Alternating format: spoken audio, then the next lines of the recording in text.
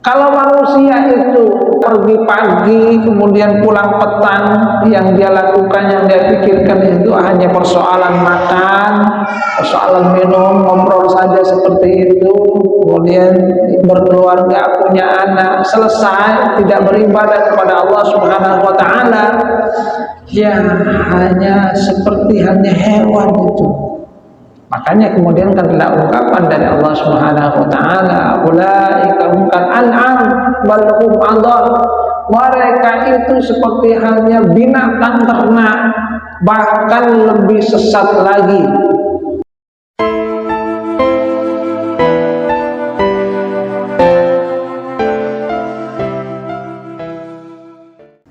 Assalamualaikum warahmatullahi wabarakatuh.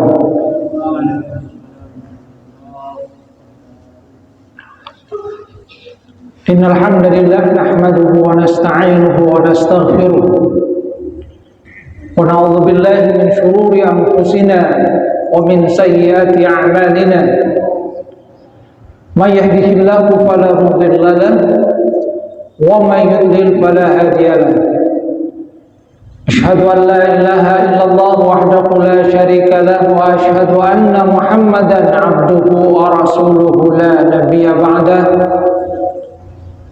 Allahumma salli ala Muhammad wa ala ali Muhammad kama sallaita ala ali Ibrahim wa barik ala Muhammad wa ala ali Muhammad kama barakta ala ali Ibrahim fil alamin innaka Hamidum Majid.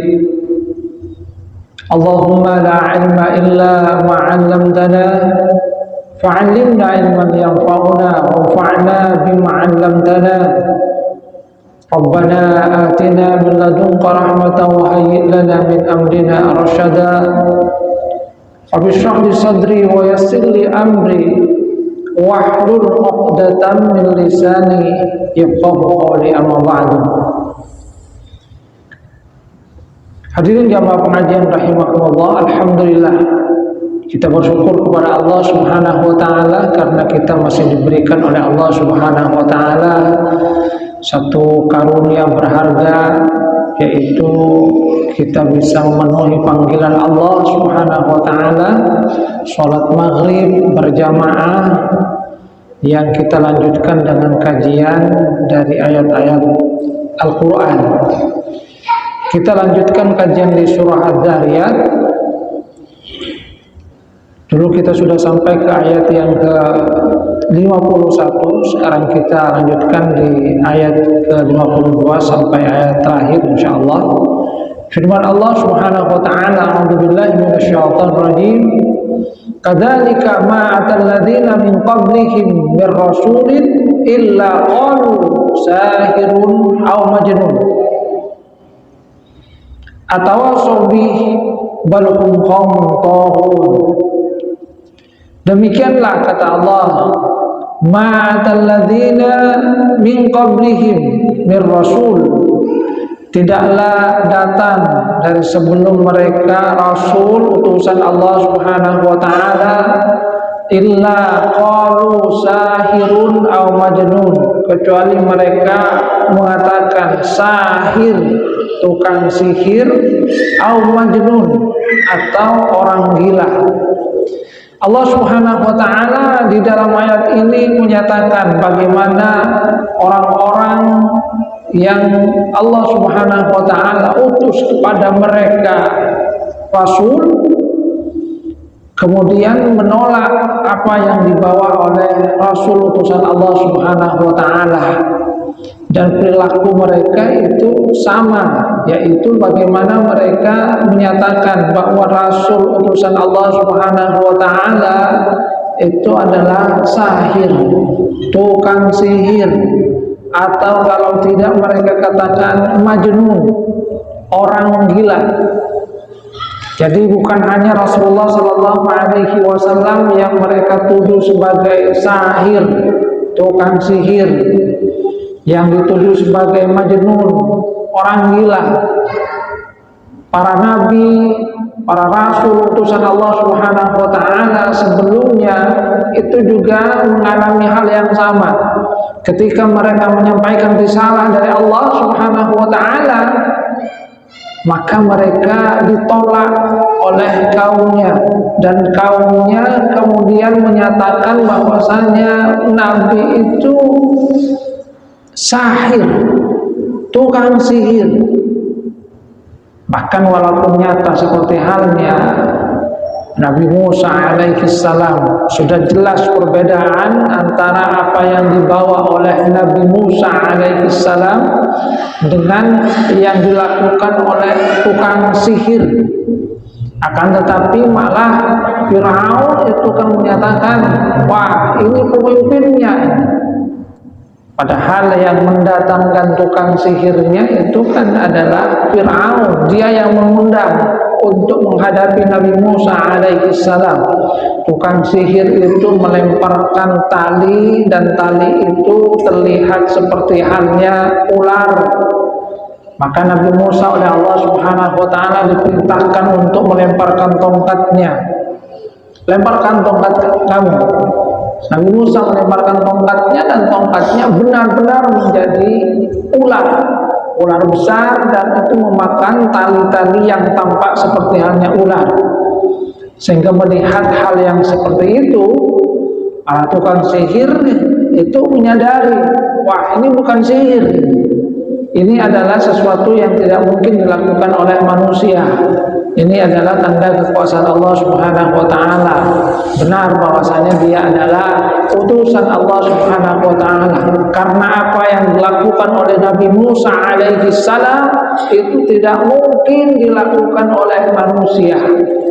Tapi apa yang kemudian dikatakan oleh Fir'aun ketika para tukang sihir itu beriman kepada Nabi Musa alaihi salam, malah Fir'aun itu menuduhnya, wah ini induknya, ini pemimpinnya, kalian mau bersekongkol ya untuk meruntuhkan saya. Padahal dia yang mengundang tukang sihir itu, dan tukang sihir itu kemudian dijanjikan oleh Fir'aun, kalau mereka itu bisa mengalahkan Nabi Musa alaihi salam, maka mereka akan diberikan kedudukan yang tinggi di sisi Fir'aun. Namun ketika kalah, malah Nabi Musa alaihissalam dituduh sebagai yang mengajarkan sihir kepada mereka sehingga bisa mengalahkannya. Jadi itu yang terjadi kepada Nabi terdahulu. Bagaimana mereka itu dituduh sebagai tukang sihir, dituduh sebagai orang gila.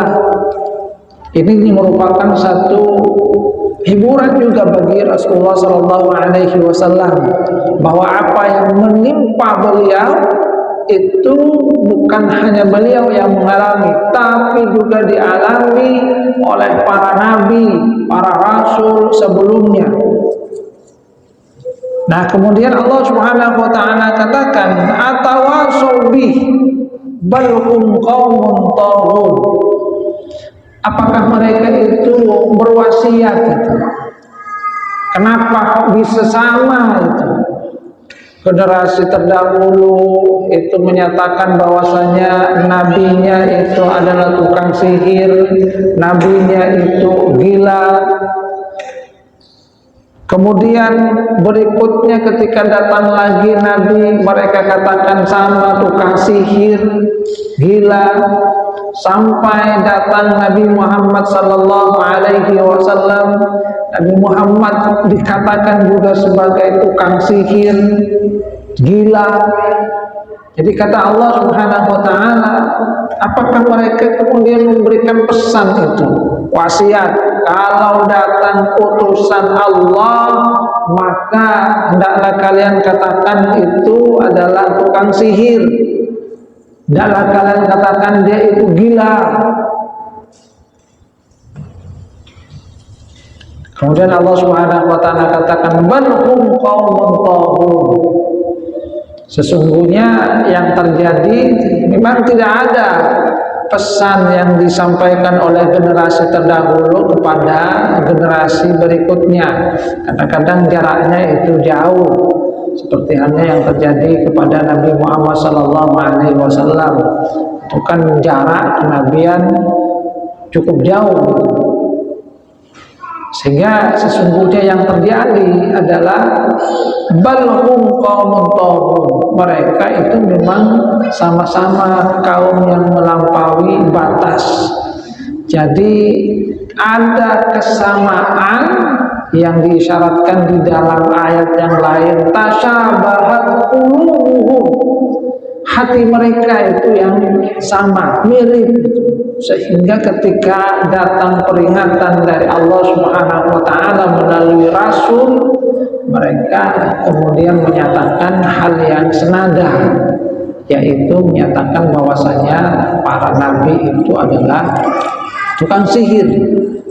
Walaupun awalnya sesungguhnya mereka tidak menyatakan tukang sihir, akan tetapi kadang-kadang karena persoalan keduniaan seperti halnya yang pernah saya katakan, apa yang dilakukan oleh Al-Walid Al-Mughirah yang ketika pertama kali menyatakan bahwasanya mendengar apa yang dibaca oleh Nabi Muhammad SAW, itu kemudian katakan, oh innaha lahalawah, manis sekali, ini tidak mungkin dibuat oleh manusia. Tapi karena bujuk rayu, karena tipu muslihat yang dilakukan oleh Abu Jahal, dia kemudian berbalik, dia berpikir faktor wa qaddar, dia berpikir apa ya kira-kira yang harus saya katakan, karena saya terlanjur mengatakan bahwasanya apa yang dibaca oleh Muhammad itu sangat mempesona. Berpikir dan menemukan, saya katakan saja sihir, bahwa apa yang dibawa oleh Muhammad itu adalah sihir. Buktinya apa bahwasanya sihir? Apa yang dibawa oleh Muhammad, kata Al-Walid bin Mughirah, itu memisahkan antara dua orang yang tadinya saling berkasih-kasihan, antara ayah dengan anak terpisah, antara ibu dengan anak berpisah, suami dengan istri berpisah, majikan dengan budaknya berpisah. Ini gara-gara apa yang dibawa oleh Muhammad, itu yang dikatakan oleh Al-Walid bin Mughirah, ini sihir, memisahkan antara dua orang yang tadinya tidak bermusuhan. Tasyabahat qulubuhum, itu yang disyaratkan oleh Allah Subhanahu wa taala dalam Al-Qur'an. Hati mereka itu yang sama, sehingga ungkapan mereka pun akhirnya sama ketika menyikapi apa yang dibawa oleh para nabi, oleh para rasul utusan Allah Subhanahu wa taala. Maka kemudian Allah Subhanahu wa taala katakan, fatawalla anhum fama anta bimalum, maka berpalinglah kamu, tinggalkan saja mereka. Fama anta bimalum,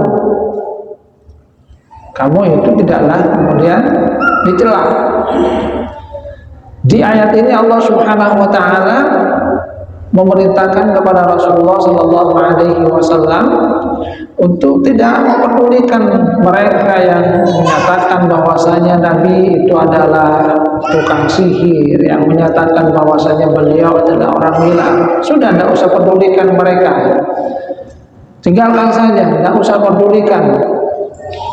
Karena apa? Karena tugas dari Rasulullah Sallallahu Alaihi Wasallam itu memang hanya memberikan peringatan, menyampaikan apa yang menjadi wahyu dari Allah Subhanahu Wa Taala. Adapun mereka beriman atau tidak, itu bukanlah tugas dari Rasulullah Sallallahu Alaihi Wasallam. Makanya misalnya di dalam surat Abasa, ketika Rasulullah Sallallahu Alaihi Wasallam itu kedatangan Abdullah bin Ummi Maktum, pada saat beliau itu menghadapi orang-orang pembesar Quraisy itu, yang dia harapkan bahwasanya mereka para pembesar Quraisy itu akan beriman. Ini kok datang Abdullah bin Ummi Maktum.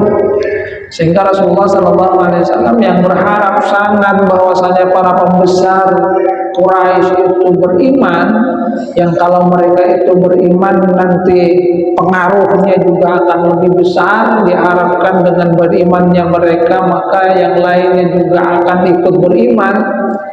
Tapi ternyata yang datang adalah Abdullah ibn Umi Maktum, sehingga Rasulullah tidak begitu merespon. Maka kemudian turunlah surat Abasa itu, yang di dalam ayatnya kemudian salah satunya Allah menyatakan, wa ma'alaika alla yazzakka, kamu tidak dosa kalaupun mereka itu tidak mensucikan diri, tidak mau beriman.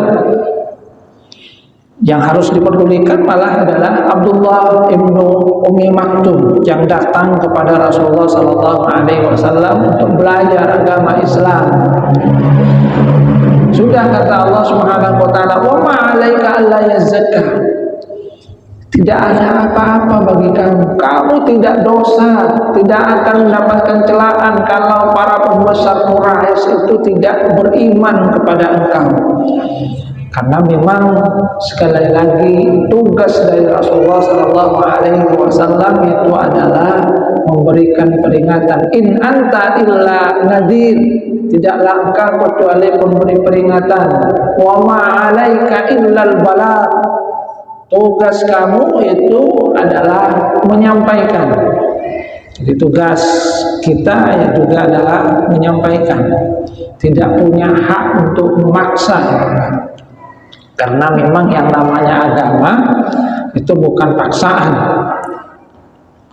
Ad-dinu an-nasiha, itu yang diungkapkan oleh Rasulullah SAW. Agama adalah ketulusan, itu berangkat dari kesadaran. La ikraha fid-din, tidak ada paksaan di dalam beragama. Qad tabayyana rusydu minal ghayy, karena sudah jelas bagi orang yang mempergunakan akalnya mana jalan yang benar, yang merupakan petunjuk dari Allah Subhanahu wa taala, mana jalan yang salah, itu sudah jelas. Kalau manusia mempergunakan akal yang diberikan oleh Allah Subhanahu wa taala, apalagi kemudian sudah diutus Rasul utusan Allah Subhanahu wa taala dengan segala mukjizat yang Allah Subhanahu wa taala bekali. Jadi Rasulullah itu menyampaikan, sehingga kata Allah Subhanahu wa taala, fatawalla anhum, sudah tidak usah pedulikan mereka yang menyatakan bahwasanya engkau adalah tukang sihir, mereka yang menyatakan bahwasanya engkau adalah orang gila. Karena tugas dari Rasulullah SAW adalah menyampaikan. Ketika sudah disampaikan, maka Rasulullah SAW berarti sudah menunaikan tugas yang diberikan oleh Allah Subhanahu wa taala. Tidak ada memang kemudian kemampuan untuk memaksa. Sama seperti halnya para nabi terdahulu pun. Nabi Nuh bahkan anaknya sendiri itu tidak beriman kepada beliau itu. Yang ketika Nabi Nuh kemudian mengatakan, ya Allah, bagaimana dengan anak saya? Itu keluarga saya. Apa yang dikatakan oleh Allah Subhanahu wa taala? Innahu laysa min ahli. Nah, itu bukan keluarga kamu. Karena tidak beriman kepada Nabi Nuh alaihi salam, walaupun secara biologis itu adalah anak kandungnya.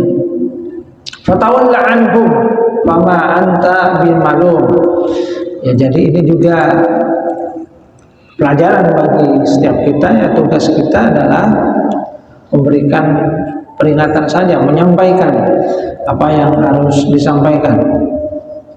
Tidak punya kekuatan untuk memaksa, kecuali nanti misalnya kalau yang berhubungan dengan kemaslahatan umum, maka yang melakukannya itu adalah pemerintah, itu kan yang mempunyai kekuatan. Makanya Rasulullah SAW kan menyatakan, kalau melihat kemungkaran cegahlah dengan tangan, yang salah satunya maknanya kata para ulama adalah dengan kekuasaan, sehingga bisa mencegah dengan baik. Fatawalla anhum fama anta bimalum. Nah, ketika turun ayat ini diriwayatkan dari Ali, sahabat-sahabat Rasulullah Shallallahu Alaihi Wasallam itu merasa khawatir. Wah, ini sudah selesai berarti ini. Mereka khawatir bahwa setelah itu akan turun azab dari Allah Subhanahu Wa Taala, sebagaimana azab yang diturunkan oleh Allah kepada kaum-kaum yang mendustakan para nabi mereka.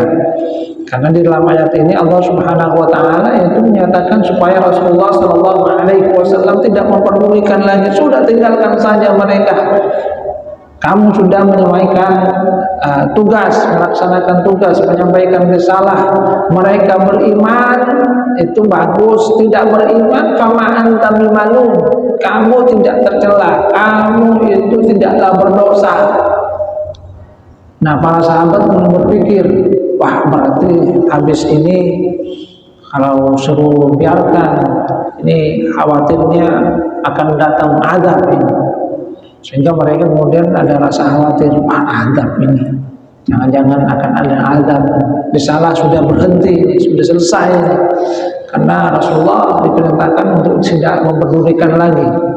Tapi kemudian turun ayat, wa dzakir fa inna dzikra tanfa'ul mu'minin, dan berikan peringatan, karena sesungguhnya peringatan itu berguna bagi orang-orang yang beriman.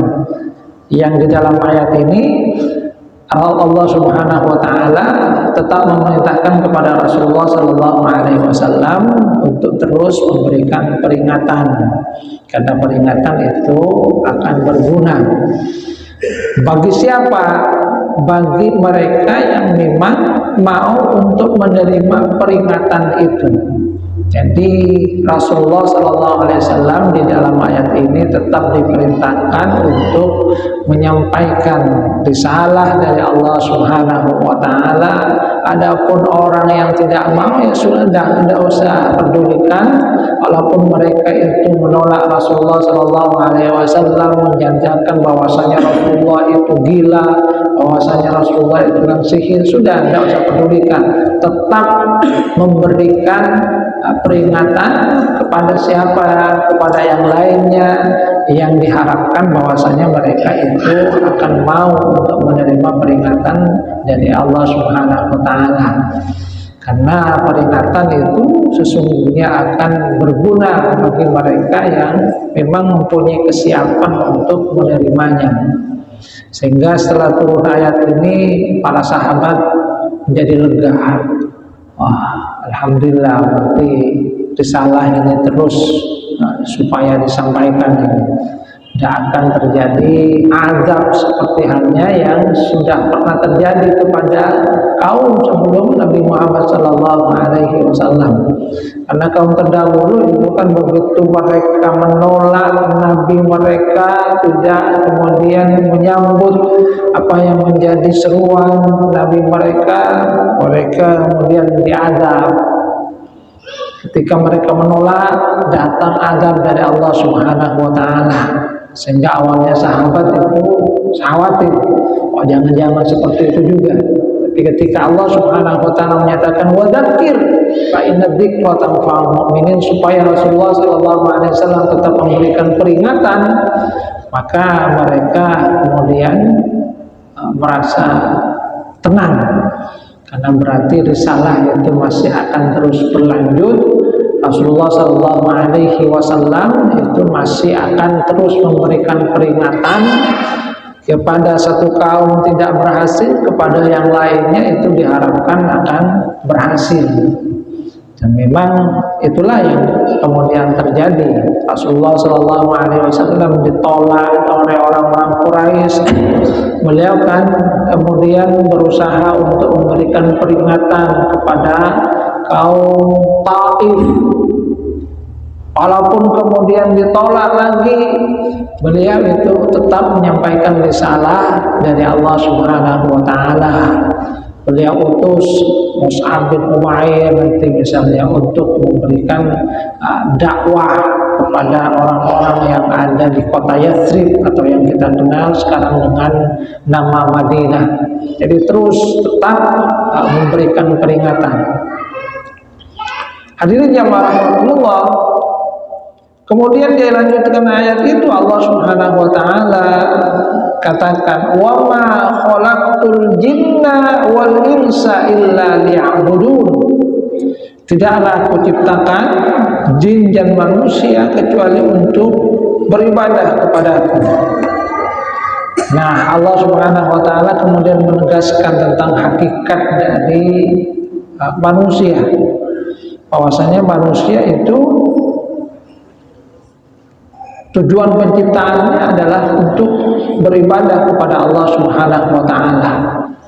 Jadi kalau ada manusia dalam kehidupannya ternyata dia tidak beribadah, maka sesungguhnya dia sudah keluar dari fitrah penciptaannya. Jadi manusia itu diciptakan adalah untuk ibadah, untuk mengabdi kepada Allah Subhanahu wa taala. Maka kemudian Allah Subhanahu wa taala akan mengajarkan bagaimana sesungguhnya mereka itu beribadah. Isyaratnya juga bahwa ibadah itu adalah kebutuhan manusia. Jadi ibadah itu adalah sesungguhnya untuk kepentingan manusia, karena manusia desainnya itu adalah untuk beribadah kepada Allah Subhanahu wa taala. Saya ingat apa yang pernah disampaikan oleh guru saya, kiai saya, yang itu juga dari gurunya. Coba kamu lihat ya, kalau ada manusia dalam hidupnya dia itu hanya berpikir tentang makan, tentang minum, berkeluarga, hanya itu yang dia pikirkan, maka dia katakan ya seperti halnya hewan. Coba hewan itu gimana? Kambing, sapi itu keluar pagi-pagi itu kan, setelah itu dia makan, habis makan duduk-duduk dikunyah, kalau mungkin ada temannya ngobrol, mbak. Setelah itu sore pulang tidur itu. Besoknya juga seperti itu. Tiba musim kawin ya kawin. Jadi kata kayak saya, kalau manusia itu apa yang dia lakukan, pergi pagi kemudian pulang petang, yang dia lakukan, yang dia pikirkan itu hanya persoalan makan, persoalan minum, ngobrol saja seperti itu, kemudian berkeluarga, punya anak, selesai, tidak beribadah kepada Allah Subhanahu wa taala, ya hanya seperti halnya hewan itu. Makanya kemudian kan ada ungkapan dari Allah Subhanahu wa taala, ulaika hum kal an'am bal hum adall. Mereka itu seperti halnya binatang ternak, bahkan lebih sesat lagi. Kenapa? Lebih rendah. Kalau kambing, sapi disembelih itu bermanfaat itu. Dagingnya bisa dikonsumsi, kulitnya.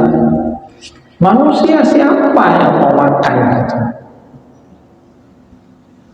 Mati ya sudah, masukkan, selesai itu sudah. Kalau dia tidak beribadah kepada Allah Subhanahu wa taala. Jadi sungguhnya penciptaan manusia itu dalam rangka ibadah kepada Allah Subhanahu wa taala. Sibuk dengan mencari rezeki sehingga lupa ibadah, ataukah Allah Subhanahu wa taala itu kemudian butuh kepada manusia? Tidak, kata Allah Subhanahu wa taala, ma uridu minkum min rizq wa ma uridu an yut'imun. Saya tidak butuh rezeki dari manusia, saya tidak butuh diberi makan. Innallaha huwar-razzaqu dzul quwwatil matin. Sesungguhnya Allah dialah zat pemberi rezeki, Razzaq. Jadi isyarat yang diberikan oleh Allah Subhanahu wa taala, ibadah itu bukan saya yang butuh. Allah tidak butuh terhadap ibadah kita. Jadi Allah itu tidak butuh. Allah itu juga tidaklah kemudian butuh rezeki dari manusia, sebagaimana yang memang dicatatkan oleh Allah Subhanahu wa taala dalam satu hadis qudsi yang cukup panjang itu. Walaupun orang terdahulu dari mulai awal itu, min awalikum ila akhirikum, manusia ataupun jin itu semuanya itu ala atqa qalbi rajulin minkum, itu adalah orang yang semuanya bertakwa bagus. Mazada dzalika min mulki syai'an, itu tidak akan menambah kekuasaanku.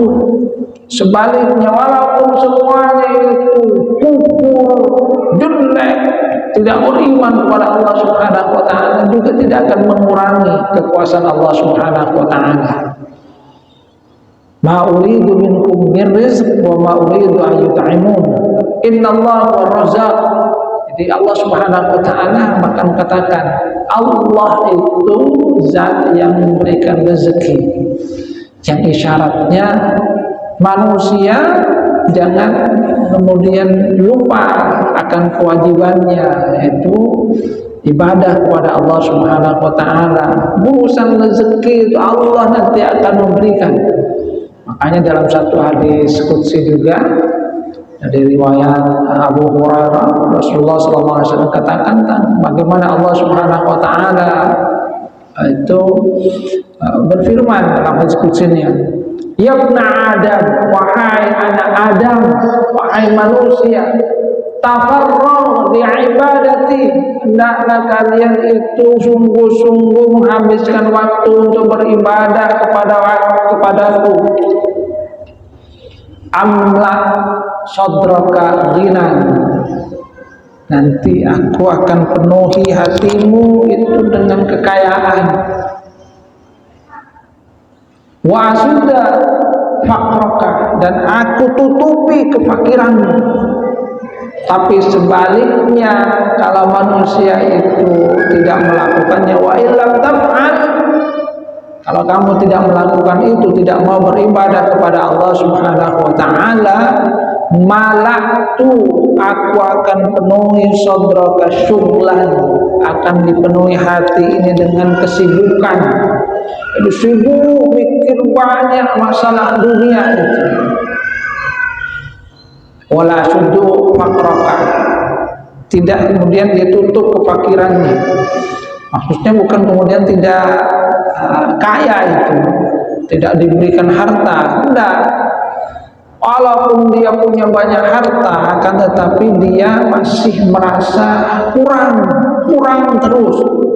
Kan ada orang yang dia sesungguhnya hartanya banyak, akan tapi masih diliputi oleh rasa fakir. Dia kemudian masih kurang, hartanya kurang. Ada orang-orang yang kemudian sungguhnya masuk kategori kaya, tapi ketika ada pendataan bantuan kepada fakir miskin, sengkok catat kia ya.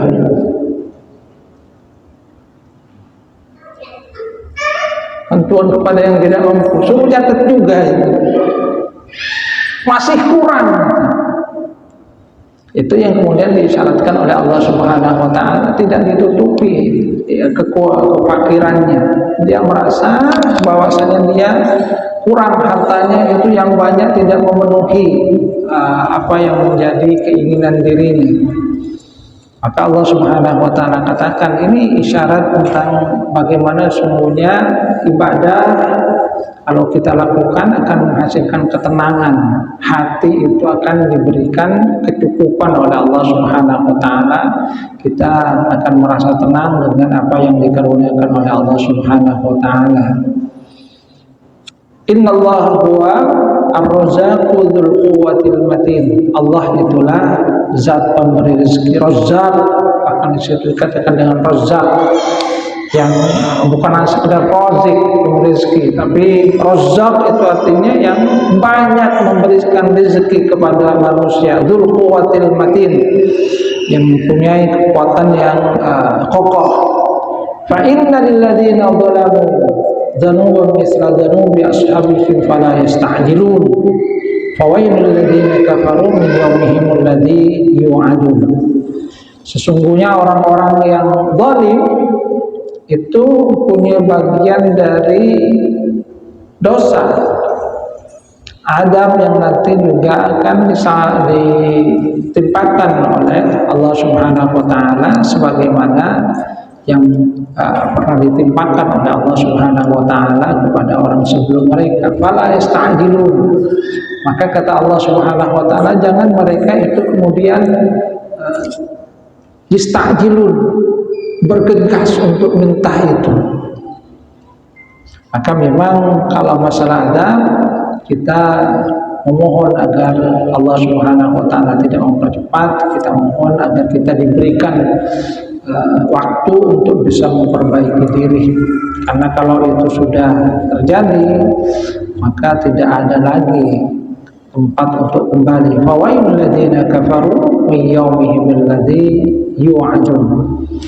Celakalah bagi orang-orang kafir dari hari yang dijanjikan kepada mereka. Nanti di hari kiamat mereka akan merasakan apa yang sesungguhnya mereka selama ini dustakan dari apa yang disampaikan oleh para rasul. Karena sudah Isya, kita cukupkan, mudah-mudahan bermanfaat. Mudah-mudahan kita akan menyadari bahwasanya tujuan diciptakannya kita ini adalah memang dalam rangka untuk beribadah kepada Allah Subhanahu wa taala, bahwasanya ibadah itu adalah kebutuhan kita. Ibadah itu adalah untuk kepentingan manusia, bukan untuk kepentingan Allah Subhanahu wa taala. Kurang lebihnya mohon maaf. Wabillahi taufiq wal hidayah. Wassalamualaikum warahmatullahi wabarakatuh.